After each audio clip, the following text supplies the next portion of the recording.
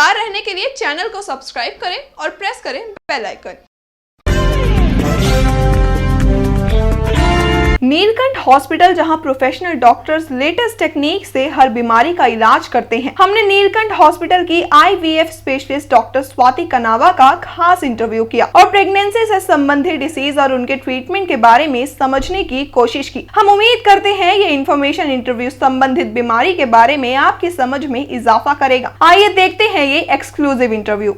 नमस्कार, आप देख रहे हैं इंडिया टाइम 24 न्यूज़। आपके साथ मैं हूं प्रवीण। हम अपने दर्शकों की सेहत का भी पूरा ख्याल रखते हैं और इसीलिए हम अलग अलग हॉस्पिटल्स में अलग अलग स्पेशलिस्ट का इंटरव्यू करते हैं, तमाम बीमारियों की जानकारी लेते हैं और उन बीमारियों से कैसे बचा जाए इस पर भी हम डॉक्टर्स की राय लेते हैं। और आज हम पहुंचे हैं गुड़गांव में स्थित नीलकंठ हॉस्पिटल में और मेरे साथ हैं डॉक्टर स्वाति। इनसे हम बात करेंगे जो प्रेगनेंसी है उसका एक प्रोसीजर है IVF, उसके बारे में उनसे बात करेंगे और ज़्यादा समझेंगे इस बीमारी के बारे में। किन पेशेंट्स को इसकी ज़रूरत पड़ती है और कब ज़रूरत पड़ती है कि वो आए डॉक्टर के पास कंसल्ट करे IVF। तो अगर हम मेडिकल लैंग्वेज में जाएं तो कोई हस्बैंड वाइफ अगर वो 1 साल से ऊपर साथ रहते हुए उन्हें हो गया और फिर भी कंसीव नहीं कर पा रहे तो हम उनको इनफर्टिलिटी में लेबल कर सकते हैं। फिर हम उनको ज़रूरत है कि वो आकर के एक बार अपना एक चेकअप कराएं, रूल आउट करें कि कोई मेजर कारण नहीं है उनको प्रेगनेंसी कंसीव होने में।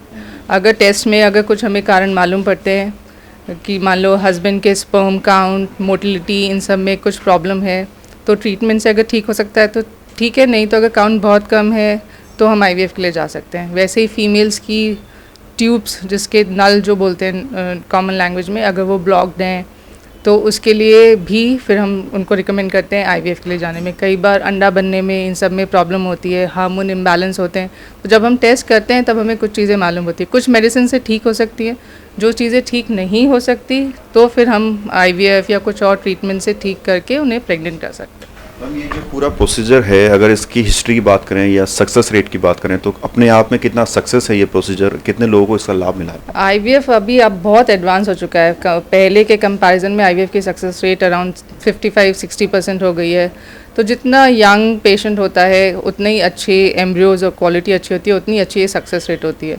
जैसे जैसे हम लेट करते हैं बहुत एल्डरली में तो सक्सेस रेट थोड़ी 40-45 के आसपास है, वरना 55-60% सक्सेस रेट है IVF के अंदर।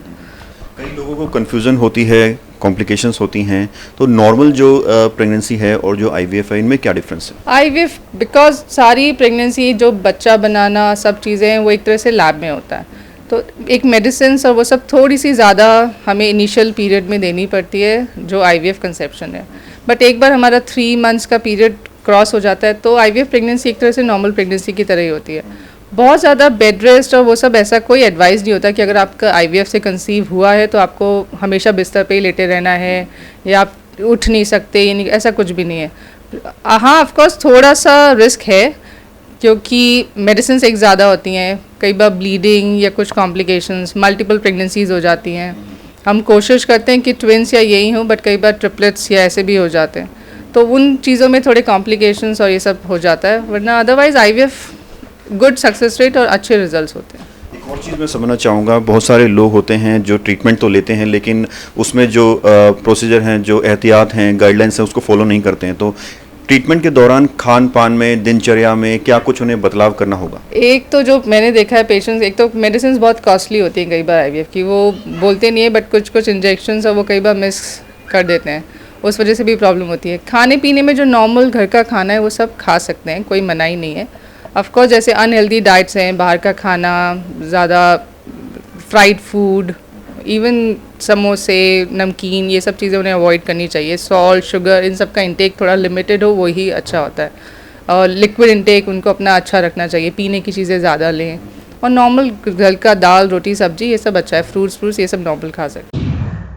IVF में कई बार होता है कि जब हम अंडे बनाने के इंजेक्शंस और ये सब लगाते हैं तो ओवरीज में बहुत सारे अंडे बन जाते हैं, उनको हम ओवेरियन हाइपर स्टिमुलेशन बोलते हैं। तो उसके अंदर ये होता है कि उसी साइकिल में, जिस साइकिल में हमने ये अंडा बनाया और एम्ब्रियो बनाया है, उस साइकिल में हम ट्रांसफ़र नहीं करते। तो हम उनको टाइम देते हैं कि जो उनकी ओवरीज इतनी बड़ी बड़ी हो गई हैं वो एक बार रेस्ट पे आएँ, नॉर्मल आएँ, उसके बाद में जो एम्ब्रियो ट्रांसफ़र करने वाला जो काम है वो हम बाद में करते हैं नेक्स्ट साइकिल के अंदर। तो ये कुछ कॉम्प्लिकेशन है, कई बार अगर हम ये ध्यान नहीं रखेंगे तो वो मतलब सीरियस कॉम्प्लिकेशन में भी टर्न हो सकता है कि पेशेंट को हॉस्पिटलाइज करना पड़े और उसको ज़्यादा दिन का ट्रीटमेंट और ये सब हो सकता है। तो ये चीज़ों का ध्यान रख कर के करते हैं तो ऐसे कॉम्प्लिकेशंस नहीं होते। तमाम जो कॉम्प्लिकेशंस हैं उनका जिक्र कर रही हैं डॉक्टर स्वाति, और आईवीएफ पूरा ट्रीटमेंट ये क्या है वो समझा रही हैं। एक और सवाल मैं आपसे करूंगा मैम, शायद हमारे दर्शक जानना चाहते होंगे, क्या ये हर किसी के लिए अफोर्डेबल है? क्योंकि हिंदुस्तान में गरीब लोग भी रहते हैं, अमीर भी रहते हैं, मिडिल क्लास फैमिली भी रहती है, हर कोई अफोर्ड कर सकता जी, हमारे पास हर तरह के पेशेंट्स आते हैं, अमीर, गरीब, लोअर मिडिल क्लास, सब तरह के। और अब इतना महंगा नहीं रहा है आईवीएफ जितना शायद थिंक पहले होता था।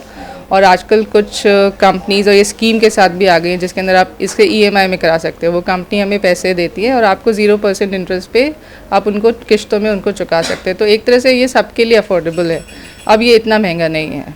चलिए, एक और आखिरी सवाल मेरा रहेगा, नीलकंठ हॉस्पिटल की तरफ से उन लोगों को आप क्या मैसेज देना चाहेंगे जो प्रेगनेंसी से रिलेटेड संबंधित बीमारी से जूझ रही हैं? तो अगर किसी को प्रेगनेंसी कंसीव होने में प्रॉब्लम है तो मैं उन्हें सजेस्ट करूँगी वो पहले आए, अपना चेकअप कराएं, ज़्यादा टाइम वेस्ट ना करें।